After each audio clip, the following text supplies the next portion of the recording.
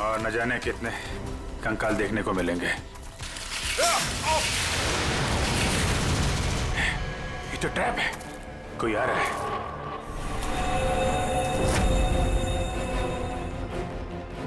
ये तो रणवीर है।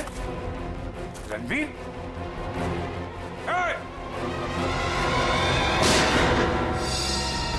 गोली चलने की आवाज इस तरफ से आई। कहीं उनको कुछ होता नहीं है। चलो।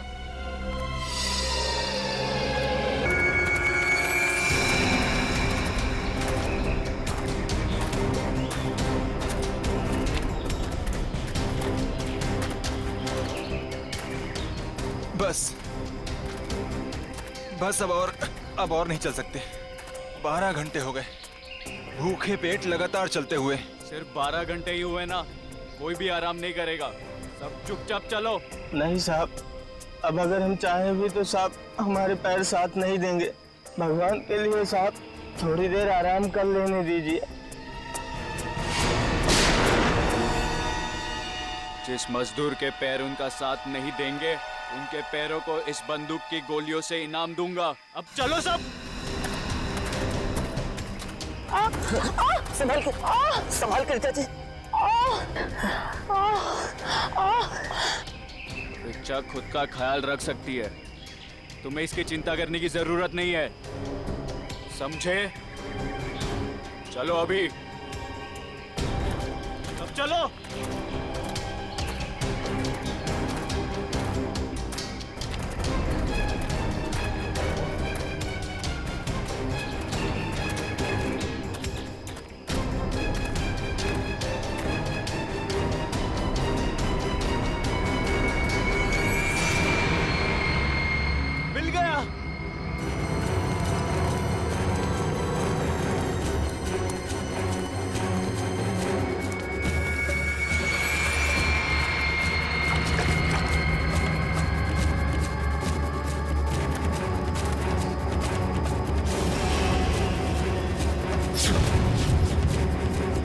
सबने मेरी बहुत मदद की, अब तैयार हो जाओ अपने इनाम के लिए।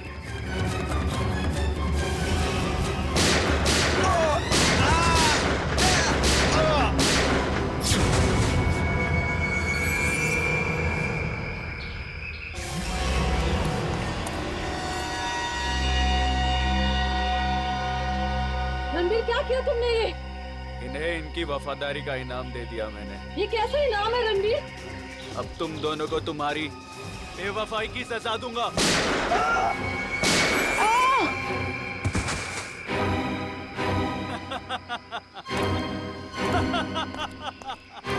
अब मैं अमर हो जाऊंगा।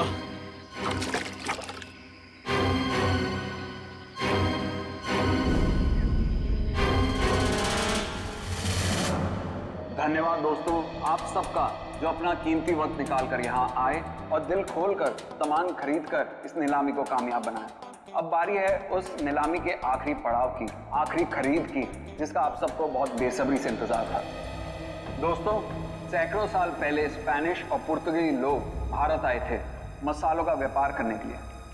ये डायरी उसी वक्त उसी दौर की है और इस डायरी की खास बात यह है कि इसमें क्या लिखा है मुझे नहीं मालूम, और मुझे तो क्या किसी को भी नहीं मालूम सिवाय इसके मालिक के।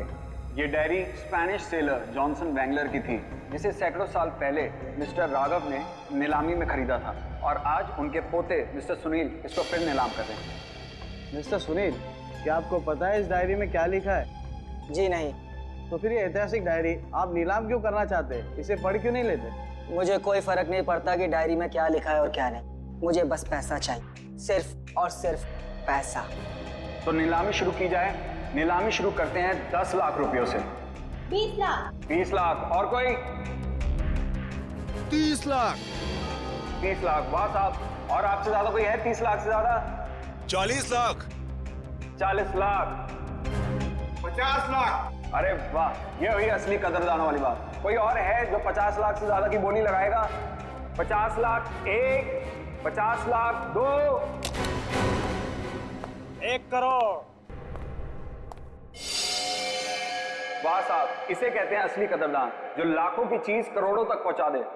1 करोड़ 1, 1 करोड़ 2, अरे 1 करोड़ 3, 1 करोड़ का चेक मैंने पहले ही आपके ऑफिस में जमा कर दिया है। ये डायरी अगले 1 घंटे में मेरे घर पहुंच जानी चाहिए।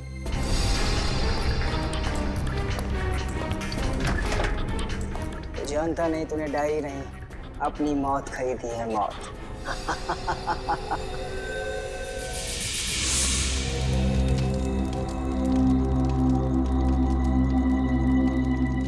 ओह नो, मेरा पानी खत्म हो गया। गाइस, तुम लोग पास पानी है क्या? अरे यार, मेरा पानी तो शाम को ही खत्म हो गया था। अरे तो बताना था ना, ढाबे पे भर लेते। ऐसे ही सो जाओ ना यार, कल सुबह तक की तो बात है। यार प्यासे रहता हूँ, मुझे डरावने सपने आते हैं। अनिकेत, ये डरावने सपने और प्यास का क्या कनेक्शन है भाई दबे? पता नहीं, पर मुझे पानी पीना है यार। तू सुधरेगा नहीं, सो जा। यार तुम लोग तीनों के तीनों कुंभकर्ण।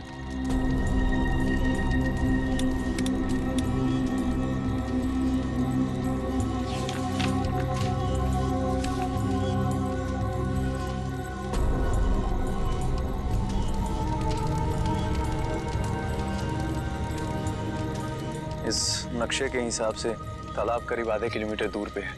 प्यास बुझानी है तो तालाब तक तो जाना ही पड़ेगा।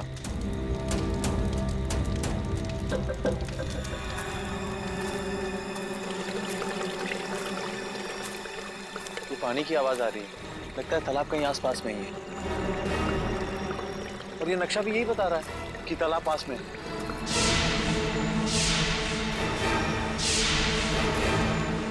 बचाओ, बचाओ! ये चीख कैसी है? अरे ये अनिकेत कहाँ चला गया? कहीं ये उसी की चीख तो नहीं? अनिकेत! अनिकेत! अनिकेत! अनिकेत! अनिकेत!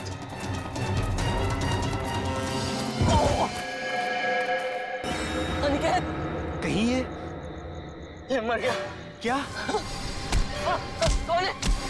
ये कौन मारा है? भागो भागो भागो भागो यार भागो।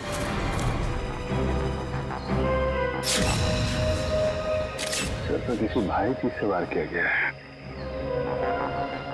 कैसे हुआ ये सब? सर कल रात अनिकेत बाहर आया पानी पीने, उसी दौरान किसी ने इसकी जान ले ली। और तो और सर हमारे साथ भी हाथापाई हुई। कितने लोग थे? सर अंधेरा काफी था, अचानक हमला हुआ और ठीक से कुछ मालूम नहीं पड़ा सर।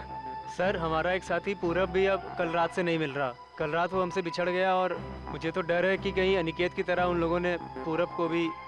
घबराओ नहीं, हम लोग पूरब को जल्दी ढूंढ लेंगे। चलो ढूंढो, देखो कुछ मिलता है क्या।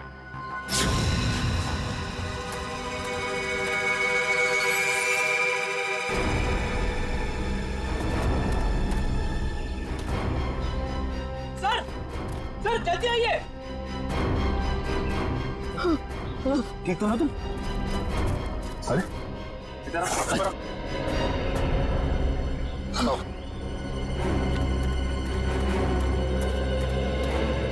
Sunil, yes sir. इधर आइए। पूरा तू ठीक तो है ना? आप लोग ये बताइए कि किसी पे शक है आप लोगों को? सर शायद ये उस बाइक वाले का काम है। बाइक वाला? कौन कौन बाइक वाला? सर वही बाइक वाला जिसने कल शाम हम सबको धमकी दी थी। कल की बात याद है तुम लोगों को? ये सबसे ज्यादा पंगे करता है। ये कौन है? क्या बात है बॉस, कुछ चाहिए क्या? हाँ चाहिए, मुझे चाहिए कि तुम सब लोग सुरक्षित रहो। सुरक्षित? ये इलाका बहुत खतरनाक है। अपने अपने घर लौट जाओ, उसी में तुम सबकी भलाई है। तू हमें धमकी दे रहा है? धमकी समझो, विनती समझो या फिर चेतावनी, जो समझना है समझ लो। मेरा फर्ज था तुम्हें सचेत करना, जो मैंने कर दिया। अब अगर मौत के मुंह में जाने का इतना ही शौक है तो खुशी से जाओ। सर शायद वो 100 किलोमीटर से हमारा पीछा कर रहा था, और जिस ढाबे पे हम लोग रुके थे सर वो भी वही रुका था। और उस आदमी का चेहरा नहीं याद है आप लोगों को? नहीं सर, उसने एक पल के लिए भी हमारे सामने हेलमेट नहीं उतारा। ढाबे में खाना खाते समय तो हेलमेट निकाला होगा ना? ढाबे वाले से पता करो, देखो शायद उसे कुछ याद हो। ठीक है, आए तुम साथ में।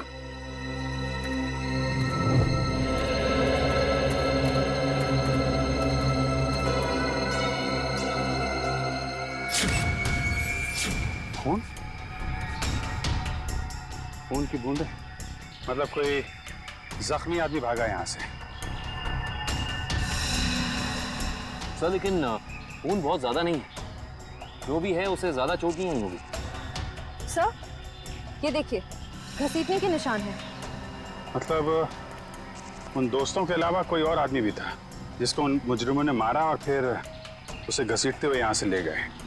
सर ये रास्ता तो सीधा मेन रोड की तरफ जाता है।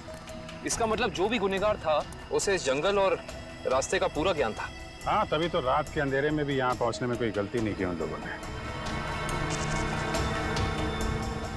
ये ट्रैक के निशान, ये तो किसी बड़ी गाड़ी के लगते हैं।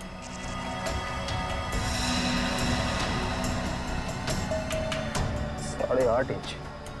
सर ये तो लेस्कॉट गाड़ी के टायर लगते हैं, क्योंकि इतने चौड़े टायर उसी गाड़ी में होते हैं। मतलब वो मुजरिम कार में बैठ के भागे, फिर वो बाइक वाला, वो तो कार में बैठ के आया नहीं होगा, नहीं तो हेलमेट क्यों लगाता। एक काम करो, आगे जो टोल नाका है वहां जाके पता करो ये लेस्कॉट गाड़ी वहां से गुजरी है क्या। जी सर। तब तक मैं यहाँ देखता हूँ कुछ और मिलता है क्या।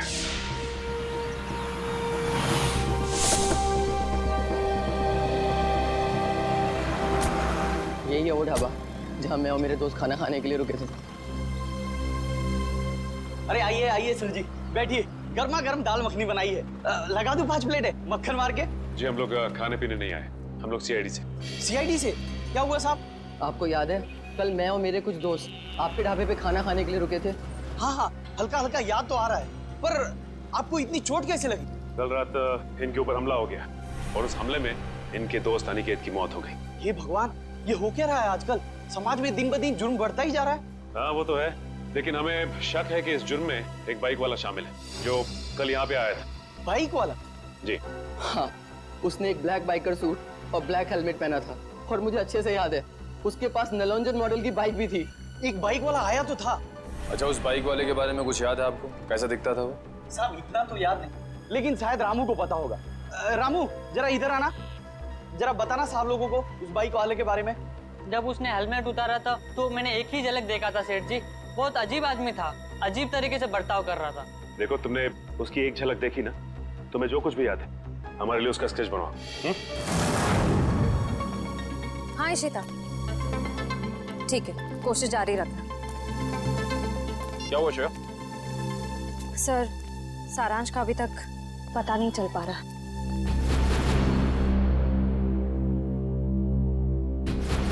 हमें सारांश जरूर मिल जाएगा। अगर वो गाड़ी इस रास्ते से गई है तो इस टोल नाके से जरूर गुजरी होगी। सही कह रहे हैं। अरे भाई साहब, यहाँ कल रात में 3 बजे के आसपास कोई लेस्कॉट गाड़ी निकली है यहाँ से? पता नहीं सर, मेरी तो दिन की शिफ्ट होती है, रात की शिफ्ट वाला शाम को आएगा।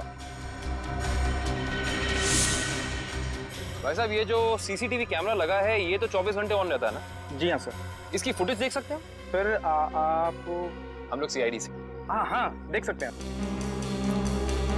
आइए।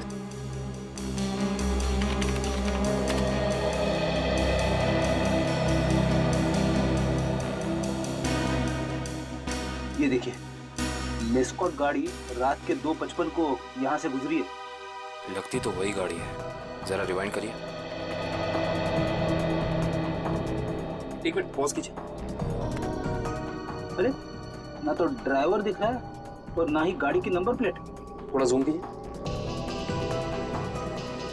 ये क्या लिखा है? Car on rent. Car on rent? Sir, ध्वनि नगर में कार ऑन रेंट नाम की कंपनी है। कहीं ये गाड़ी वहीं से किराए पे तो नहीं ली गई थी? सर, ये रहा स्केच। बन गया स्केच? यही वो आदमी? हाँ साहब, ऐसा ही कुछ दिखता था वो। ठीक है, आसपास की दुकानों से पता करते हैं, किसी ना किसी ने तो जरूर देखा होगा उसे। भाई साहब, इस स्केच को ध्यान से देखो, इस आदमी को पहचानते हो? नहीं देखा इसको इससे पहले। साहब, बुरा ना मानो तो ये फोटो मैं देख सकता हूँ? अरे काका, इसमें बुरा मानने की क्या बात है? देखिए।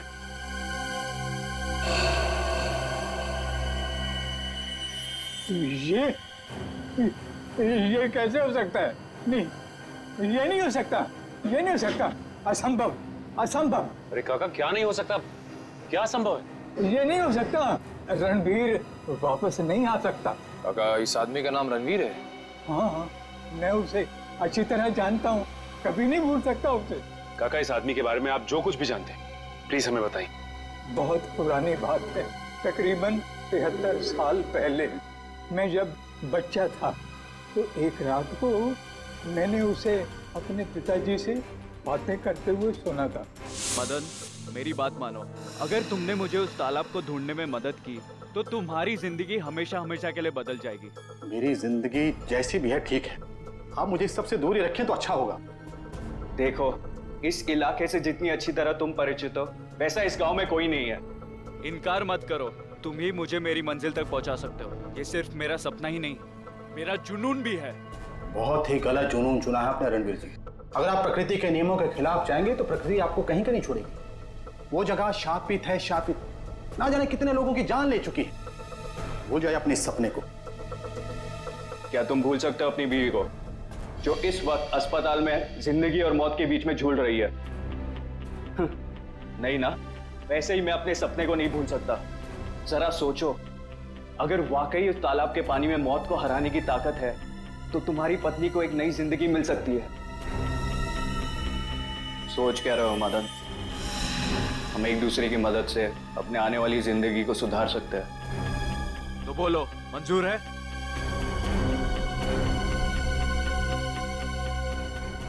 ये कैसे हो सकता है काका?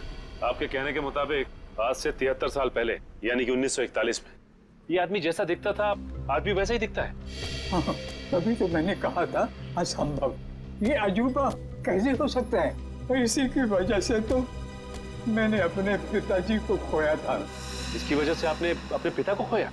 हाँ, ये मेरे पिताजी को बहकाकर एक तालाब पे लेकर गए थे। बोले उस तालाब का पानी पीने से आदमी हमेशा के लिए अमर हो जाता है और उसकी उम्र आगे बढ़ने से रुक जाती है।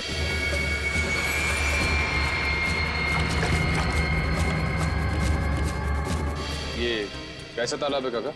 मेरे पिताजी तो वापस नहीं आए, शायद उसे वो चमत्कारी तालाब मिल गया होगा और उसी की वजह से आज तक 73 साल पहले जैसा अभी तक वैसे का वैसा ही दिखाई दे रहा है।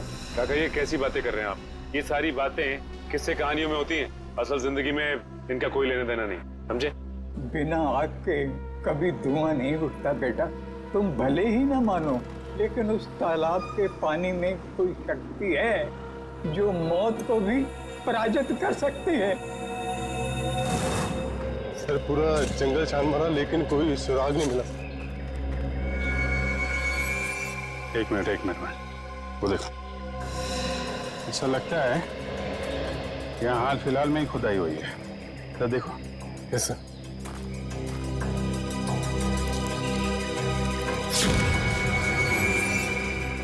हाँ, यहाँ पे कुछ है सर।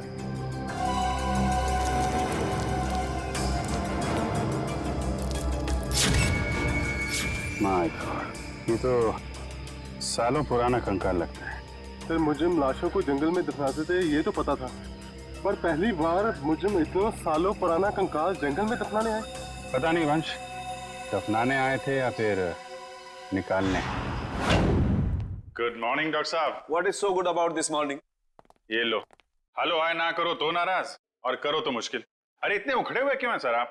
भाई साहब, जब आपको पता लगेगा ना कि अनिकेत की मौत कैसे हुई, आप भी इतने ही उखड़ जाएंगे। सर जरूर किसी हथौड़े या डंडे से वार किया होगा। सर इससे पहले भी हम ऐसे केस सुलझा चुके हैं। मगर निखिल, पहले के केसेस में और इस केस में फर्क है, और वो ये कि जिस हथियार से अनिकेत के सर पे वार किया गया है वो हथियार 100 साल पुराना है।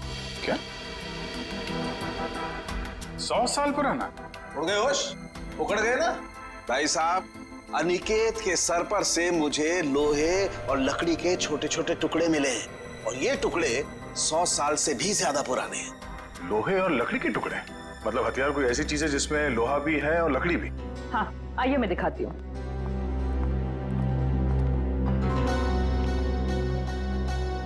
ये देखिए, कुछ इस तरह।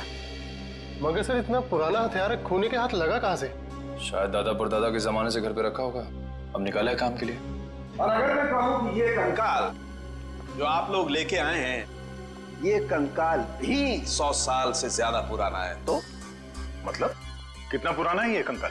जिस तरह वो हथियार 100 साल पुराना है, ठीक उसी तरह ये कंकाल भी 100 साल पुराना है। मतलब ये मरने वाला भी अंग्रेजों के जमाने का है? अंग्रेजों के जमाने का नहीं है, अंग्रेज ही है। जी हाँ, इसकी हड्डियां हमें ये बताती है कि ये शख्स कोई यूरोपियन है, एशियन नहीं है। 100 साल पुराना हथियार और 100 साल पुराना मुर्दा, वो भी विदेशी। आज के जमाने में किसी को इसमें क्या दिलचस्पी हो सकती है? इस फोटो को ध्यान से देखिए। ये सफेद रंग की लेस्कॉट गाड़ी आप ही के यहाँ से किराए पे ली गई थी? माफ कीजिए सर, इस फोटो में कार की नंबर प्लेट नहीं दिख रही है, इसलिए बता पाना मुश्किल है कि कार किसने किराए पर ली थी। अरे भाई कमाल करते हैं आप, है तो आप ही की कंपनी की गाड़ी ना। नंबर प्लेट ना सही, कुछ और देख के पहचान लीजिए। सर 100 से ज्यादा गाड़ियां हैं हमारी कंपनी में और इसी मॉडल इसी रंग की करीब 20 गाड़ियां हैं।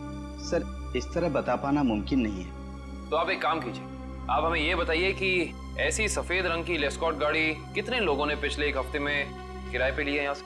1 मिनट सर।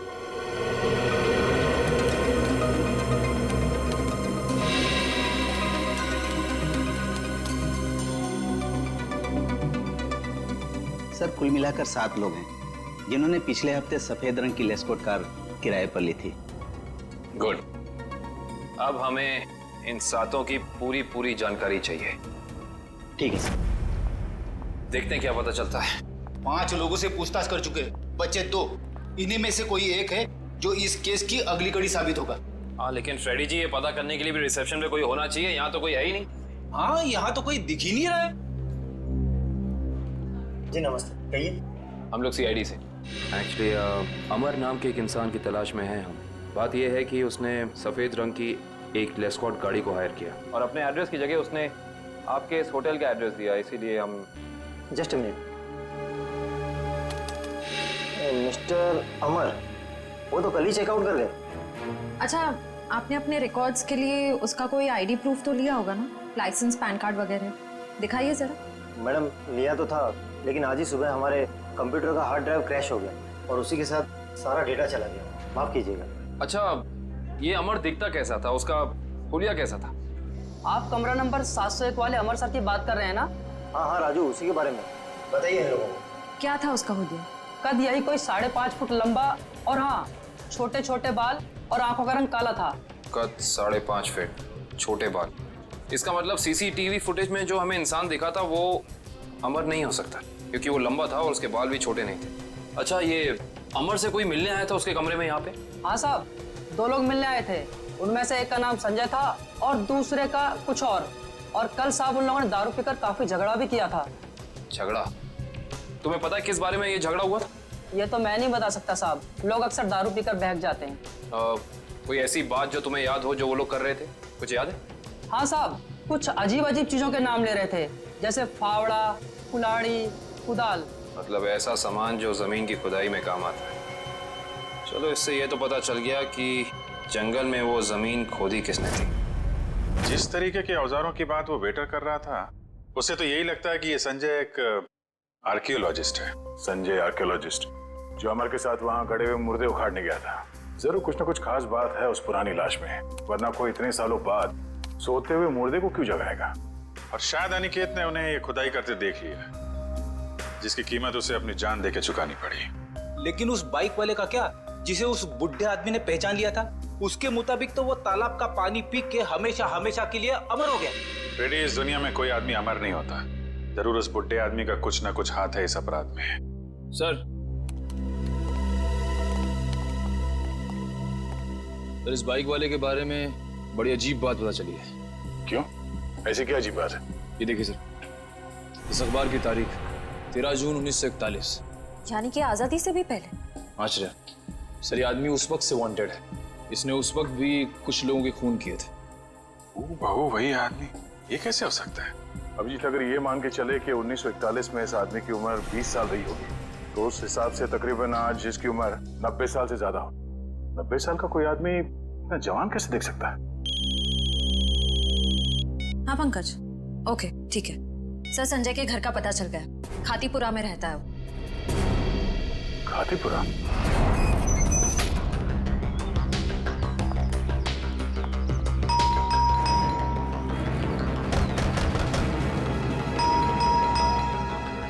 लगता है संजय को हमारे यहाँ आने की खबर लग गई होगी, इसीलिए भाग गया होगा। भाग कर जाएगा कहाँ?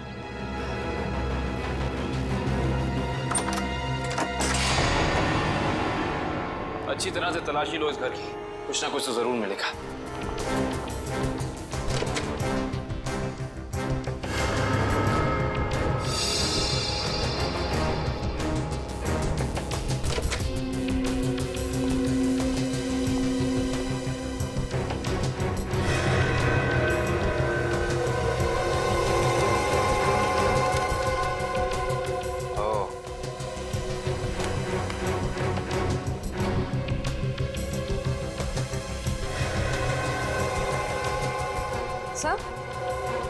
आश्रया, सर ये देखिए, संजय का पासपोर्ट, इस पे काफी सारे देशों के वीजाज लगे हैं। तो लगता है इस भाई साहब को सैर सपाटे का बहुत शौक था।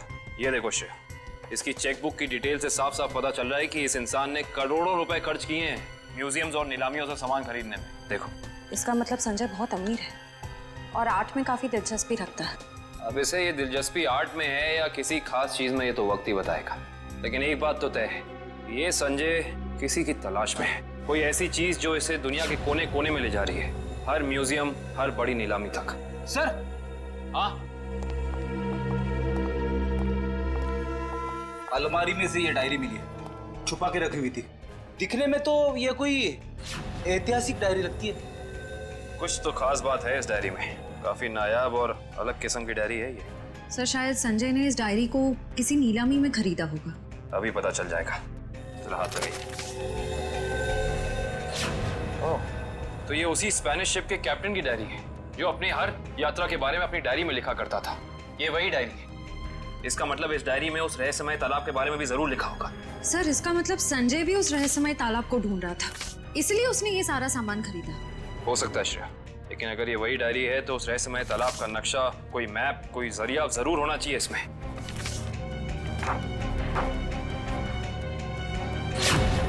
कमाल है, इस डायरी में तो ऐसा कुछ भी नहीं है, कोई नक्शा, कोई जरिया, कोई रास्ता, कुछ नहीं।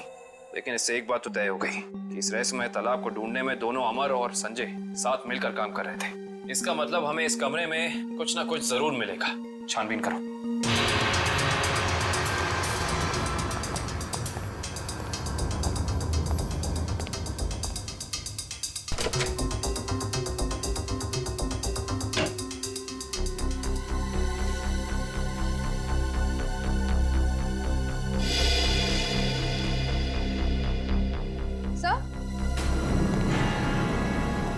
ये देखिए, क्या बता?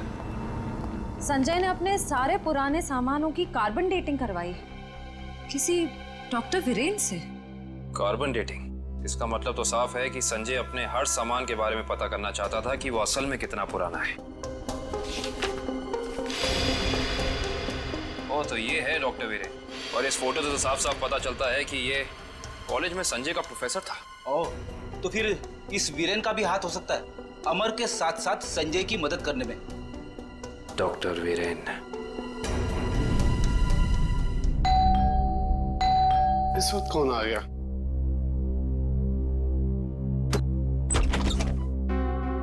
आप लोग? हम लोग सीआईडी से, डॉक्टर वीरेन से मिलना है। अभी बुला था सर। आप लोग बैंक से आए ना? नहीं साहब, ये सीआईडी से आए सर। सीआईडी? इसे पहचानते हैं आप? जी नहीं। किसने मारा इसे?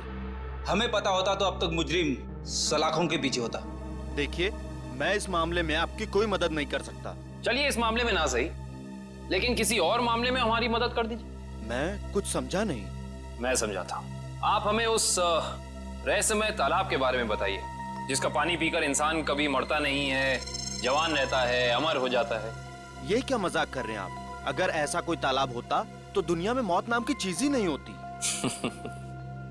कमाल करते हैं आप भी। हमें तो लगा कि आपके स्टूडेंट संजय ने आपको सब कुछ बताया होगा, लेकिन उसने आपको तालाब के बारे में कुछ नहीं बताया लगता है। संजय? तो आप संजय को जानते हैं? सिर्फ जानते ही नहीं, उसके घर होकर आ रहे हैं, जहाँ हमें पता चला है कि वो अपनी हर पुरानी चीज की कार्बन डेटिंग डॉक्टर वीरेन से कराता है, यानी कि आप। देखिए, संजय एक आर्कोलॉजिस्ट है और ये तो उसके एक काम का हिस्सा है। हिस्सा? हिस्से से याद आया कि आपके हिस्से की कॉफी ठंडी हो रही है डॉक्टर साहब, पी लीजिए। ठंडी कॉफी पीने में कोई मजा नहीं है। वैसे ये कॉफी का दूसरा कप किसके लिए? इस घर में और भी कोई है क्या? हाँ साहब, अभी भी। तुम जाओ। ये अभी अभी मेरा दोस्त आया था, उसी का। नहीं, आपके दोस्त का नाम संजय तो नहीं? देखिए वीरेंद्र साहब, आप शक्ल से तो निहायत ही शरीफ इंसान लगते हैं। अब इस संजय की वजह से आपको जेल में जाकर चक्की पीसनी पड़े, हम में से किसी को भी अच्छा नहीं लगेगा। मैं वाकई नहीं जानता कि संजय कुछ गैर कानूनी काम कर रहा है। लेकिन अब तो पता चल गया ना, आपकी भलाई इसी में है कि जो कुछ भी है सच सच बता दो। देखिए, संजय को कुछ पोर्तुगली एक्सप्लोरर का सामान मिला था, उसमें लैटिन भाषा में कुछ लिखा हुआ था। उसका मतलब जानने के लिए वो मेरे पास आया था। इसका मतलब वो मुर्दा उसी पुर्तगाली एक्सप्लोरर का होगा और उसी के सामान की तलाश में संजय जंगल में गया था। क्या लिखा था लैटिन भाषा में? उसमें एक गुफा का नाम लिखा था, सिनारी गुफा। शिनारी गुफा? अरे बाप रे! अरे बाप रे बाप! पूरी बॉडी बज रही है। यहाँ पे आके मैंने अपनी बहादुरी तो दिखा दी, अब बता भी देता हूँ, कुछ नहीं है यहाँ पे। चलिए वापस चलते। अरे रुकिए फ्रेडी जी, इतनी बहादुरी दिखाई है तो थोड़ी और दिखा दीजिए। सर। हाँ सर। ये देखिए, अजीब निशान बने हुए हैं। अरे यहाँ पे भी है। हर दीवार पे। कहीं ये निशान उसी पुर्तगाली एक्सप्लोरर तो नहीं बनाए? ये निशान हमें उस तालाब तक पहुंचने का रास्ता दिखा रहे हैं शायद। अंदर चल के देखते हैं।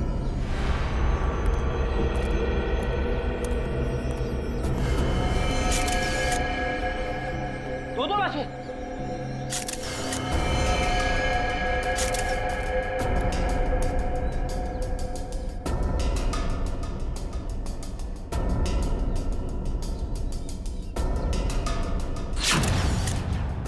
ये तो संजय। और सर, हो ना हो ये जरूर अमर की लाश है। ये देखिए, होटल के वेटर ने हमें जो हुलिया दिया था, ये हूबहू वैसा ही है। लगता है ये दोनों यहाँ पे उस तालाब की तलाश में आए थे जिंदगी को अमर बनाने, और बदले में मिली मौत। है कौन वो आदमी जो तालाब की खोज करने वाले लोगों का खून कर रहा है? जरूर कोई ऐसा है फ्रेडी जी जो नहीं चाहता कि उसके अलावा इस तालाब के बारे में किसी और को पता चले। सर, हो ना हो ये काम जरूर रणवीर का ही होगा, क्योंकि जब संजय खुदाई कर रहा था तब रणवीर भी वहां मौजूद था। सर, हाँ, यहाँ पे जूतों के निशान है। ये देखिए, अलग अलग जूतों के निशान दिख रहे हैं। कम से कम 5 लोगों के होंगे। सही कह रहे हैं आप। 2 तो अमर और संजय के होंगे, 1 रणवीर का, बाकी 2 निशान। इसका मतलब साफ है, इस गुनाह में 2 और लोग शामिल हैं, लेकिन कौन? सिंबल्स को देख के लगता है कि ये हमें उस चमत्कारी तालाब का रास्ता बता रहे हैं। न जाने कितने साल पहले बनाए गए होंगे ये निशान, तालाब की तलाश में। और इन निशानों के अंदर ही वो चाबी छुपी है जिससे हम इस केस का ताला खोल सकते हैं। अरे सर, ये तो एक टापू बन गया। और इसके बीचों बीच में है ये तालाब। मगर सर, ये टापू है कहाँ पे और हम यहाँ तक पहुँचेंगे कैसे? इसका पता चल जाएगा निखिल, अगर हम इन निशानों की भाषा समझ पाए, उनको अक्षरों में बदलेंगे तो पता चलेगा। सर, इस तरह के निशान मैंने पजल्स की किताबों में देखे हैं। अब पजल के साथ हायरोग्लाइफिक अल्फाबेट बुक भी आती है ना? हाँ सर।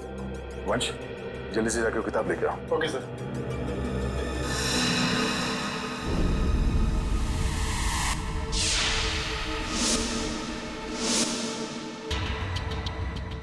इस किताब में जो अक्षर दिए गए हैं उसके हिसाब से तो ये बन रहा है ANDAVIA,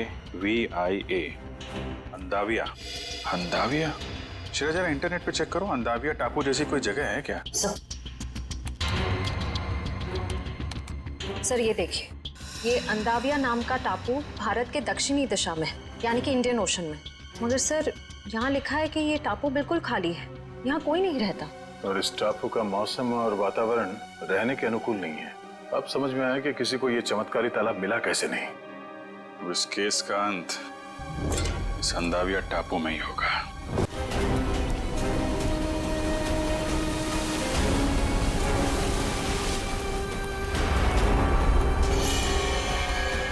वहां पे देखो, वहां पे कुछ है। सर, लगता है किसी ने आग जला के कैंप फायर किया है? वही लोग होंगे जो तालाब की तलाश में यहाँ पे आए थे।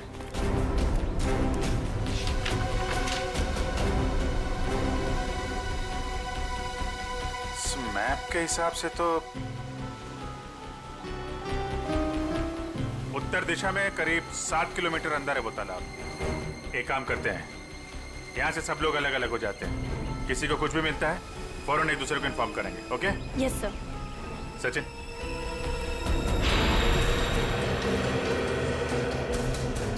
ये देखिए सर, जगह जगह पेड़ों पे कुल्हाड़ी के निशान। जो लोग तालाब की तलाश में इधर गए होंगे ना, उन लोगों ने लगाया होगा रास्ता पहचानने के लिए। ओह माय गॉड, कंकाल।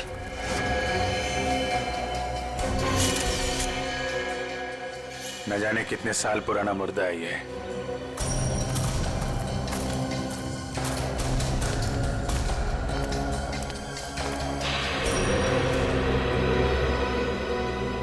धुआं अभी भी निकल रहा है।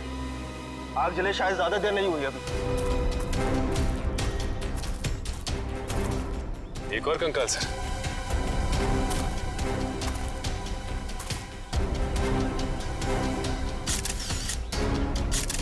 सर, जिंदगी देने वाले तालाब ने न जाने कितने लोगों की जानें ले ली है।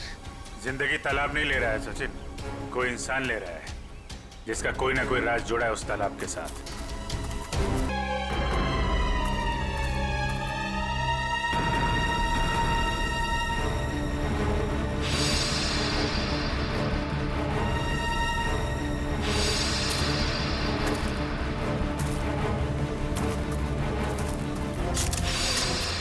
घबराइए मत, मैं आप पे गोली नहीं, मैंने इस पे चलाई थी जो आपको मारना चाहता था। तुम रणवीर हो ना? रणवीर तो मेरे दादाजी का नाम था। मैं आकाश हूँ। आकाश, तुम्हारी शक्ल बिल्कुल तुम्हारे दादाजी से मिलती है। हाँ, ये बात पहले कई लोग बोल चुके हैं मुझे।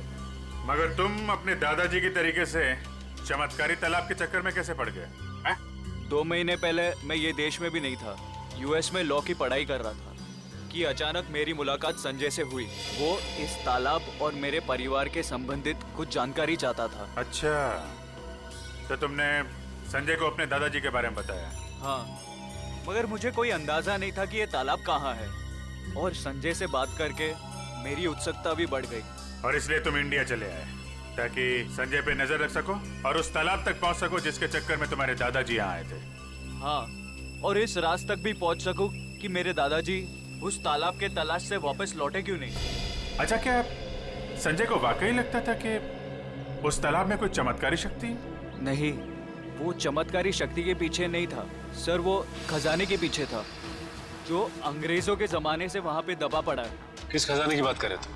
सालों पहले स्पेन देश से एक ट्रेजर शिप आई थी इस टापू पर तालाब की तलाश में। अच्छा, उस शिप के कप्तान की डायरी संजय के घर से मिली थी ना? हाँ, उसी डायरी से उसे खजाने के बारे में पता चला और कुछ महीनों बाद वो शिप समुंदर में डूब गई। मगर शिप में जो खजाना था वो गोताखोरों को नीचे नहीं मिला। मतलब उस शिप के किसी आदमी ने शिप डूबने से पहले उस खजाने को यहीं इस टापू में कहीं छुपा दिया है। हाँ, और संजय को उस खजाने की तलाश थी, ना कि किसी चमत्कारी पानी की। सर, आप लोग ठीक तो है ना? हाँ, हम लोग ठीक हैं। गोली की आवाज सुन के लगा कि कुछ खतरा है यहाँ पे। खतरा अभी टला नहीं है निखिल। कुछ लोग हैं यहाँ जो खजाने की तलाश में मरने मारने पे उतारू हो गए हैं। सर, तालाब तो मिल गया लेकिन ये तो सूखा हुआ है। लोगों को अमर बनाने वाला तालाब आज वही सूख गया है।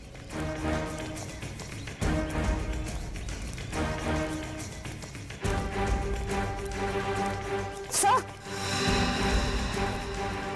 सोने का सिक्का? सोने का सिक्का? मतलब खजाना था यहाँ पे? सर, इसका मतलब वो आदमी खजाना लेके ये लोग इस तरह से निकल गए बाहर। सर, ये रास्ता तो टापू के दूसरे हिस्से जाता है। मैं भी वहीं से आया था और उन लोगों की नाव भी वहीं पे थी। टापू की दूसरी तरफ? हाँ, रोकना होगा उन्हें। जल्दी आओ तुम लोग, आ जाओ आ जाओ।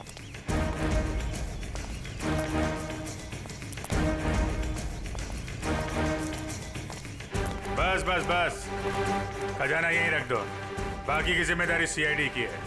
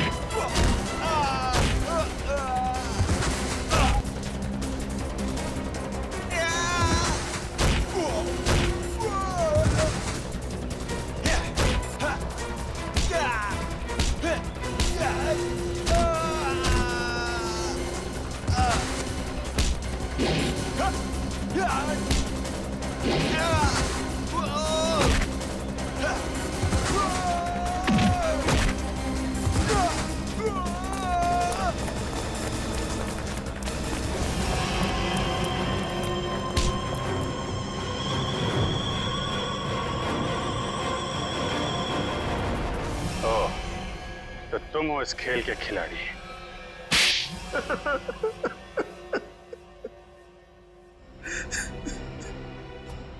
हाँ, मैंने ही मारा है अमर को, संजय को और अनिकेत को भी। मगर तुम्हें संजय और अमर के प्लान के बारे में पता कैसे चला? उस दिन जब होटल के बाहर में वो लोग बात कर रहे थे, मैंने उन दोनों की सारी बातें सुन ली थी। हम बहुत जल्द खजाने तक पहुंचने वाले हैं, फिर हम बेशुमार दौलत के मालिक हो जाएंगे।